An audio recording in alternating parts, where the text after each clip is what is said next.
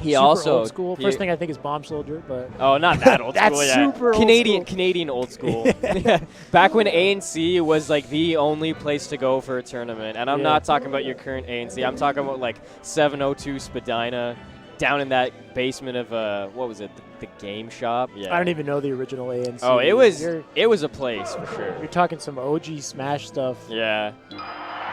Okay, Izek, Luke. Round of 32, game 1 winners. These guys' winner side. I wonder if these are their actual names. I know Izek isn't his actual name. Probably Luke's actual name. Yeah. I mean, why else would you make your name Luke, like straight up? There's some weird people in our scene, man. Or it's like, it's the name that I wanted, you know? Yeah, yeah. My parents named me Fred. Yeah, and I always wanted to be a Luke.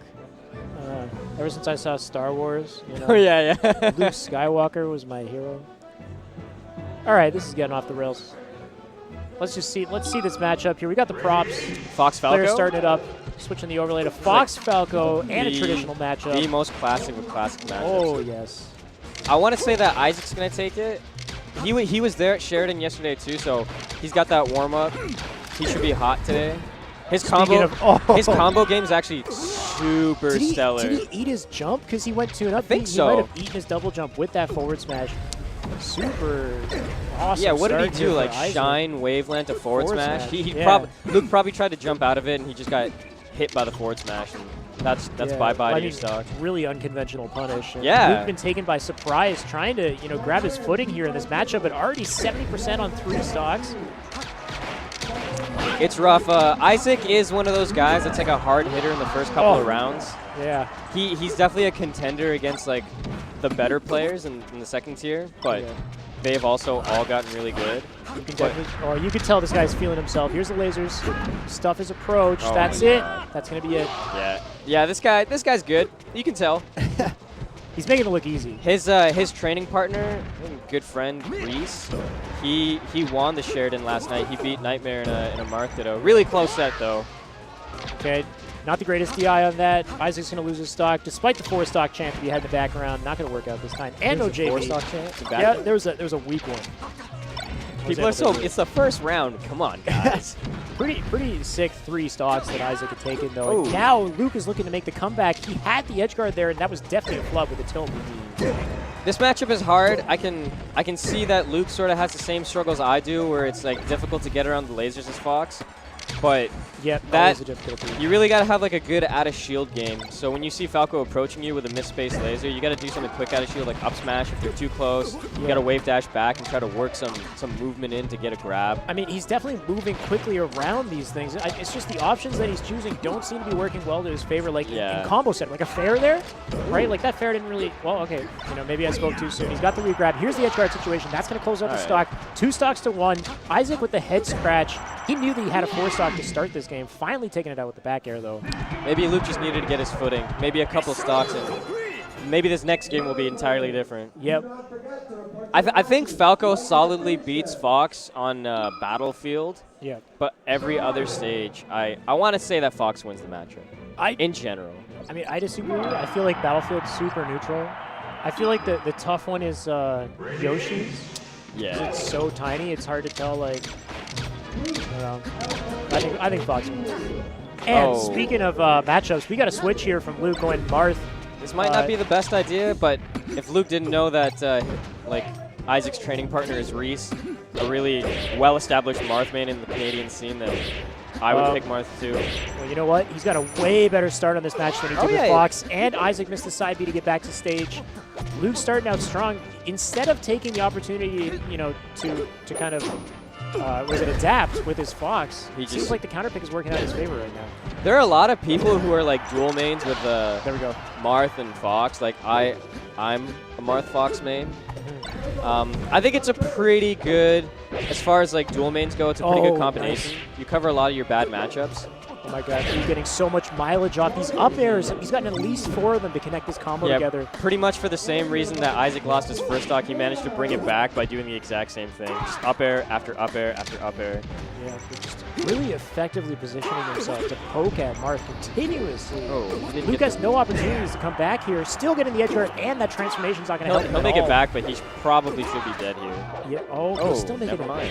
Izek getting a little slot. Oh my god. What's going on? I think that's a stock, yeah, for sure. I think it's a little delayed, but I heard a tipper noise before I saw it happen. Yeah. But you called it.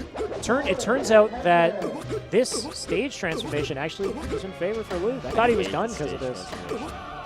Yeah, somehow that end. I guess Luke's just got a really strong tech game. Well, it's really hard to cover Marth at the edge sometimes because there's so many different tools that Marth has to stall for longer, just kind of the way that, with the side B underneath the stage. It's ambiguous, and that will be a quick stock too. You should know better than that, Izek. Yeah, that's probably happened to you so many times in 2010. It's the Marth 101, back throw forward smash, 0%. I would call this lame, but I guess it's patient, as the 2016 people call it. Well, you got to do what it takes to take. Oh no! No! I guess you can replay that. That was pretty sick. So I'm gonna eat my words with a side of fries. You know what though? Izek threw it away. Yeah, I'd say he threw it away. Luke did cool stuff. Like he did what he was supposed to do when your opponent throws away his stock by throwing himself off to the side of the stage in Marth's territory. We call that impatience. Impatience. We in the business call that impatience, especially when you're spacey. You really shouldn't be approaching Marth at the edge. But I guess he just thought, I've been playing against the Marth for almost all my career. I should be able to figure this out. And then he just got the classic Marth. And I mean, we saw some great combos out of him. We're seeing another one again. He can definitely combo the heck out of Luke. It's just about, maintaining this momentum here. I mean, Izek, he just can't go on tilt, man. This guy can't tilt. He's got to keep a cool head. He's got to keep his neutral. Okay, wait, here we go. I don't think Izek's the kind of guy that lets things like that get into his head. It was a 3 stock, but it was also 2 gimps, and I don't know if you really want to. It was just the way the gimps. It just seemed like he knew that he shouldn't go there, but he kind of was just like, let's get this game over with. Yeah. Struggling to kill this Marth for some reason. That should seal the deal. I think this Marth killer should. Yeah, there you go. All right. Always an effective option going for the Marth killer when you know the distance is far enough. Yeah, if Marth is that far off stage and he doesn't have a jump or he's used his jump such that he has to recover at that distance anyway, it's pretty much a guaranteed kill, or you can at least reset the situation, so you should be going for the Marth killer. Yeah. Izek displaying his knowledge of the matchup. But he's back thrown again. Lost. This time he manages to get the air dodge to get back, and we have an edge guard. Marth killer. Okay, that'll do it though. Yeah. That's the kind of setup that you should be going for. When you put Marth that low, you should just roll to Marth killer, and then you get to reset the whole situation all over again. This stage is, I don't think it's pretty good for Marth. I think Luke should have considered going back to Fox. Maybe, yeah. Either way, it looks like some great adaptation coming up from Izek, though. He's not letting any of the silly situations that got him into that situation, or got him that loss in the last game happen to him. As I say that, though, okay, he should have gone out there. He was doing it before. I don't understand why he didn't this time. Yeah. His punish game on this stage is noticeably lackluster compared to Pokemon. I wonder if it's because of the platform heights, or because now Falco has the move, or the room he needs to move around. I also want to factor in tournament nerves and pressure and whatnot too, right? In Pokemon Stadium, he had a 3-stock lead, so of course he's going to go out probably there. Thought I can do this now. This shouldn't be so hard. Yeah. Oh my There's God. the dumpster. I will say Luke's got some pretty slick movement. I think he should really be working that into his punish game more, because he's going for the standard up air, blah blah blah.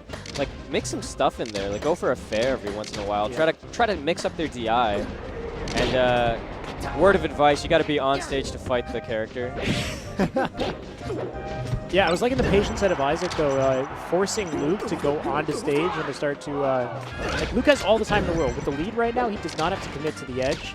Just take his time here. That's exactly what he's doing, and he gets the grab here. That up here will close it. Damn! That's the thing about ledge stalling, right? If you're behind, why would you bother? Because you have to make something happen to bring it back. The person who's got the lead, if he's as content as Izek to just sit there and laser, then what are you going to do? You can't possibly, beat them by just staying on the ledge. Oh, I love that shield drop back air, though. Oh, he makes it onto the edge. Missing his crucial edge guards. Yeah, all the edge guards that he was getting game 2, he's kind of missing now. I'm not sure why. Maybe Isaac's doing something to mix up the heights of the recovery and it's just tricking him up. This should be the edge guard he needs. Just, oh no. Ooh, I think that forward smash should have hit. That's just the game being bunked. Wait for it. He's still in a good situation. He hasn't taken damage. 2 stocks to 1. This is if he can totally get 2 possible. quick gimps, then yeah, for sure. And you can see, look, he's trying to set himself up for that right now by it's not gonna happen. Playing quote unquote the patient game. The patient game, yeah. Well, that's what we'll call it. Yeah. Oh my. Dangerous situation for Luke right now. Isaac managing to get these little gimps, all this extra credit. This is just what he needs to assert his, his chances. Yeah, I mean, now Luke can't crouch cancel, so it's probably going to be really hard to get the grab in the first place, especially since Isaac's doing a really good job just walling him out with the lasers. Yeah. This is probably like one of the most lame sets I've seen between Marth. It's definitely taken longer than the last ones. I'm just like trying to commentate this, and it's just, you're not giving me much material to work with. It's just, it's really just laser, laser, laser. I'm gonna try to dash dance, grab you as Marth, but Isaac's just, he's too well-known. Somebody kill somebody. Oh, there we go. You gotta go out for that. Good. Okay, so this is entirely possible. We're on our way to a 5-minute match. Yep. Luke's probably not happy about that, and he's back to the edge camp, and Luke is not moving. You know what? But do what you gotta do, I guess. That's the pervading attitude in today's metagame. Yeah, I love how Luke has 0 emotion on his face. Yeah, I think he's unfazed by this entire situation. You know what? I'm gonna call it lame, but I think what it actually is just focus from Luke. That's what it looks like. He knows what he's got to do to get this set on lock, right? If he gets that grab. Like, that could have been it right there. Okay, there we go. Okay, I was gonna say if Isaac lost that, I would have been so salty. Yeah. That's like a GR smash. Throw your controller. Oh! Yeah. Punch a hole through a CRT. You know who just put his water bottle down on stage? 6 God. Ooh. 6 God Nightmare. Gonna wreck your dream. Probably gonna show us how Marth is actually quote unquote played the not patient way. Oh, okay. Take a seat, Luke. Honestly, Luke, if you go back and watch this, you did some really great stuff, but you got to be more proactive in the neutral game. Sometimes it's better just to take the laser, dash out in between Falco's spaces and try to go for the grab rather than just going for like a raw dash dance grab, because that's way too telegraphed, right? That's obviously what Marth's going to be going for. Yeah, I mean, I wouldn't really put myself in a position to give advice. It was good games from both players, and Isaac just showed up. Yeah, for he was the better player in that situation, and Luke's, his strategy, he's got to switch it up. I honestly thought his Fox was doing pretty good. You just got to like get warmed up when you're a Fox main. It's tough, especially when you're overwhelmed in the first game on Battlefield like that. Just lasers everywhere. You can't seem to figure out how to deal with it. It's easy to want to switch to somebody like Marth, who has a lot of, different tools. Yeah. A set like that where you beat them the second game after switching, that wrenches my soul, because then the what-ifs start flooding in. What if I just went Marth the first game? What difference would that have made, right? Yeah. What if he actually did beat him the first game with Marth? I think he was doing really well. At least playing his own game. He definitely had a lot of situations where he turned it into his favor, but I felt like for the most part it was just overwhelming pressure from Isaac that forced him to be on the side of the stage so that he could get gimps. I guess after a while Isaac would have figured it out, and he just wouldn't have done the dumb overcommittal stuff that he was doing the second game. Yeah. So it's tough to say, but you're probably right. I don't think it would have gone the same way.